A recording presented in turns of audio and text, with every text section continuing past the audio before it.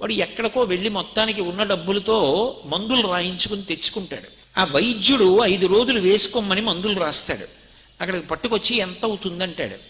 5 రోజులకి 150 రూపాయలు అవుతుందంటాడు. ఒక రోజుకి ఎంత అవుతుందంటాడు. 30 రూపాయలు అవుతుందంటాడు. ఒక పూటకి ఎంత అవుతుందంటాడు. ఒక పూటకి 3 మాత్రలు వేసుకోవాలన్నా 10 రూపాయలు అవుతుందయా అంటాడు. ఒక పూటకి ఇవ్వండి అంటాడు. ఒక పూటకి వేసుకుంటే తగ్గదయా అంటాడు. అంతకన్నా డబ్బు ఉంటే కదూ, ఒక్క పూటకి ఇవ్వండి చాలు, తర్వాత సంగతి చూద్దాం అంటాడు. అప్పుడు నేను 140 రూపాయలు వేసి 5 రోజుల మందులు కొనిచ్చి పంపిస్తాను. అంతకన్నా యోగ్యత, మంచి పని, వాడు అవసరంలో ఉన్నాడు, వాడి దగ్గర లేదని నిశ్చయించుకోవడానికి నాకు ఇంకా అగ్ని పరీక్ష ఎందుకండి? నాకు మిగిలినటువంటి మా నాన్నగారు ఇచ్చిన డబ్బు నేను అలా ఓ పేదవాడికి సాయం చేస్తాను.